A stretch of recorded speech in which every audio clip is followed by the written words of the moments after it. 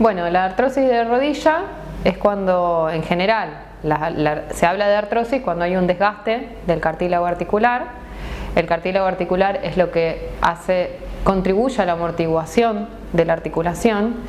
Cuando hay desgaste hablamos de artrosis, pero la artrosis no es solamente de la rodilla, sino que puede afectar todas las articulaciones, siendo más prevalente las articulaciones de descarga de peso, como ser la rodilla, la cadera, puede haber en tobillo.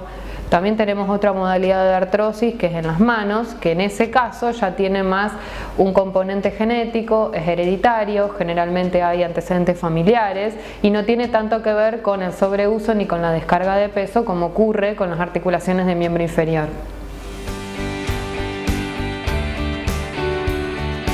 El cuadro por artrosis de rodilla se caracteriza por un dolor que se llama dolor de tipo mecánico, porque es un dolor que aparece con el movimiento.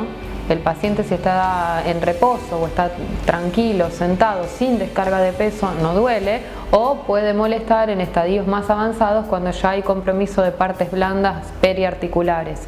Pero en realidad lo más característico es un dolor que aparece con el movimiento. El paciente empieza a caminar, camina una cuadra, 2 cuadras y comienza el dolor. Hay determinados movimientos que también pueden producir el dolor. Por ejemplo, no es solamente caminando. Por ejemplo, subir y bajar escaleras, levantarse de la silla. Los pacientes a veces tienen que elevar la altura del inodoro porque les cuesta levantarse del inodoro, que eso tiene que ver con el dolor propio de la enfermedad, pero además también tiene que ver con una debilidad muscular que se asocia a esta enfermedad. Otro motivo de consulta muy frecuente puede ser que en realidad el paciente antes hacía determinadas cosas en la vida diaria y ahora no las puede hacer. Por ejemplo, caminaba 10 cuadras para ir a trabajar y ahora no puede caminar porque en la tercera cuadra le empieza a doler. O muchos pacientes que tienen la habitación en la planta alta no pueden subir la escalera para ir a su dormitorio, por ejemplo. O tienen que ir al supermercado y no pueden traer el peso que traían antes. También un motivo de consulta frecuente, más allá del dolor, es la limitación en las actividades de la vida diaria. Los tratamientos de la artrosis, puntualmente de rodilla, pero también puede ser aplicable a cualquier otra articulación de descarga, los podemos dividir en farmacológicos y no farmacológicos. Dentro del tratamiento no farmacológico, que es muy importante a la par de los farmacológicos, tenemos que incluir todo el plan de rehabilitación, en donde se trabaja fuerza, se trabaja estabilidad y se trabaja afloje de puntos gatillos, que es lo que genera gran parte del dolor. También tenemos que tener en cuenta lo que es bajarle la carga a la articulación. Eso se logra con un calzado adecuado, se logra con plantillas, porque en la plantilla no solamente baja la carga a la articulación, sino que además mejora la pisada, que puede ser un factor de perpetuación del dolor. Obviamente también todo lo que sea sobrepeso hay que trabajarlo en la medida en que se pueda, y todo lo que sean elementos de descarga como el bastón, por ejemplo, en determinadas etapas de la enfermedad son necesarios.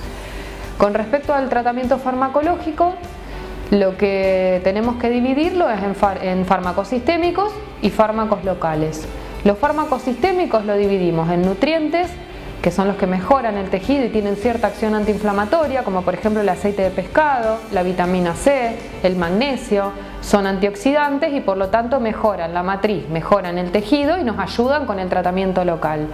Dentro de los tratamientos sistémicos como vía oral tenemos la glucosamina, la diacereína, que son medicaciones que nos sirven en estadios iniciales, pero ya cuando la enfermedad está muy avanzada o el desgaste del cartílago es mayor, ya su efecto queda más limitado.